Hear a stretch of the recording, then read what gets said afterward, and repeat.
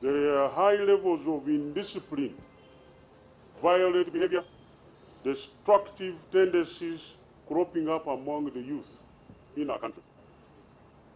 If you look at the learning institutions, this is happening. And these are symptoms of poor parenting. Symptoms of poor parenting, broken families, drug. We have also seen pornography consumption on the increase among students, especially the youth, because of the careless use of social media and the sale of these pornographic materials on the street. You are also aware, the media fraternity, that there is an increase in the sexties and nude shows now. Again, as government, we are not watching just, we have taken action. We are concerned that these vices are a result of total disregard to the value system in our communities that we used to cherish. Every society here, and as a nation, we used to have values that we cherished. A policy was enacted, the National Ethical Values Policy in 2013, to deal with the aim of rebuilding and sustaining a morally upright society with national identity. You will agree with me, Uganda is a God-fearing country.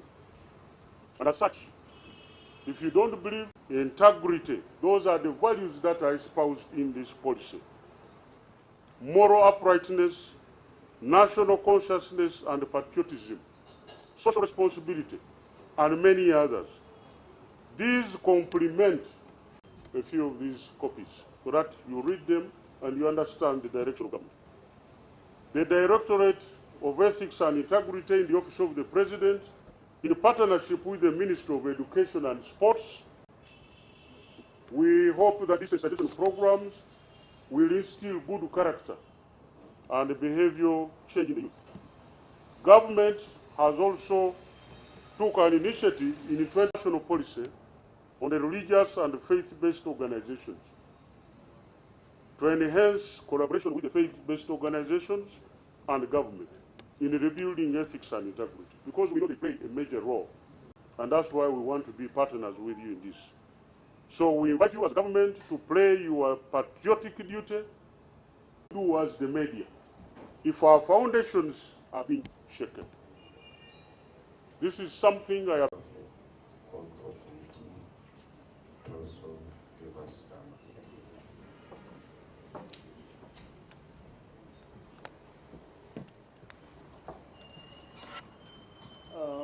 The distinguished members of the press, the media fraternity, fellow countrymen, the growing exposure of our children to online sexual exploitation and abuse through the digital content that they consume, either from the phones their parents buy for them, or from the phones or tablets or whatever gadget that is at home.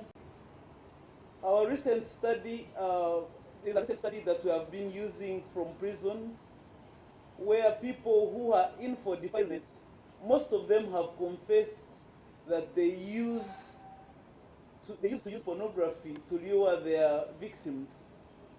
And indeed, you have heard in courts of law, even recently, tell anybody, I will also tell them that you participated. And from that time, the child will believe that they also participated in the crime that happens to them, either by uncles or by relatives who come for holidays at home, or anybody who would leave the country to be used by those pedophiles.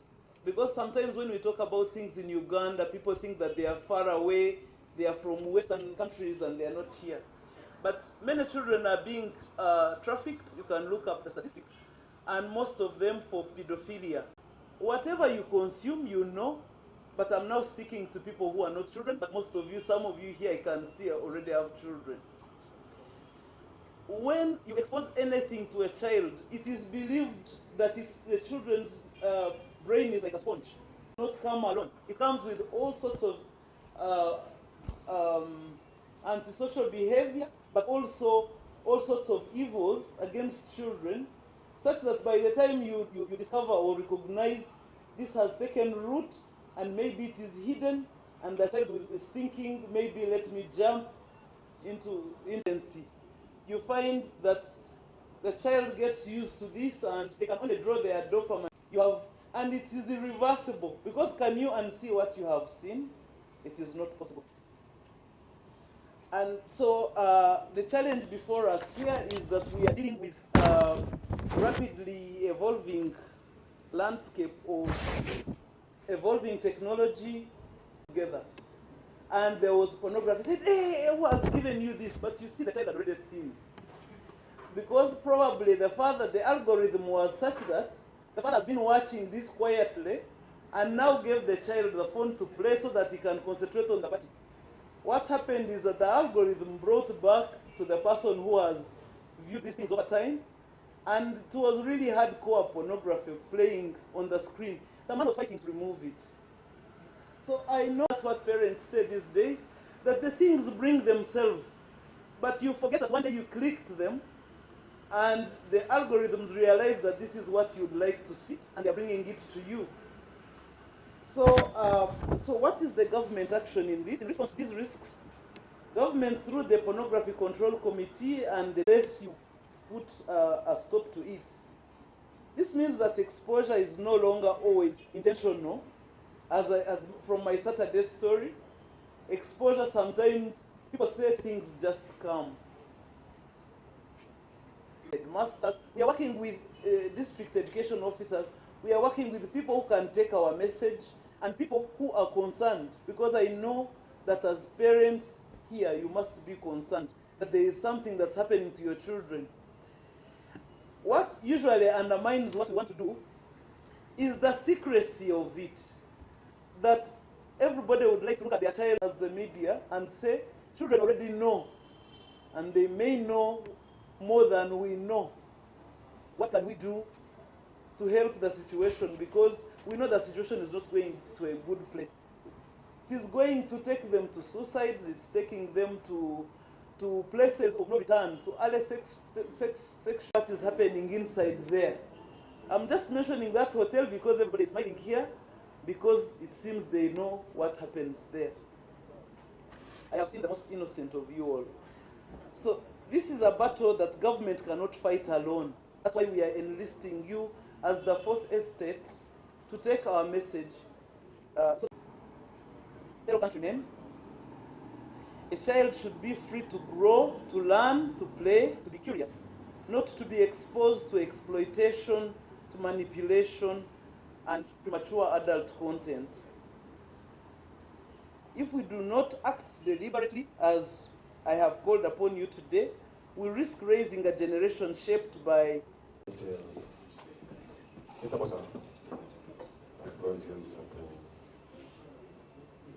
we are blocking these sites. Thank you.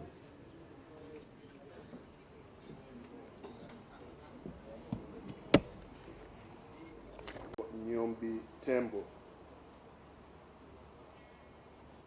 The Uganda Communications Commission has received numerous complaints regarding the indiscriminate publication of pornography to vulnerable groups, especially to set standards, to monitor and enforce compliance in relation to content.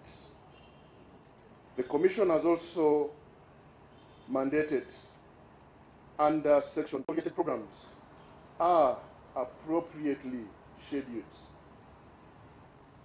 These provisions are also re-echoed in the Uganda Communications Content Regulations of 2000 forms of mental, ethical, and moral exploitation.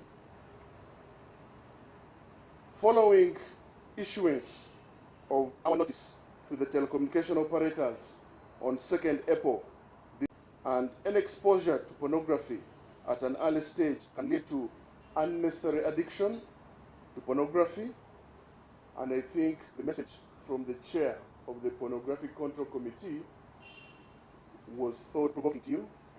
We need to work together. Respond to questions back and then you come for English. So at this moment, you allow me to have questions, probably not exceeding 5, but I'm coming.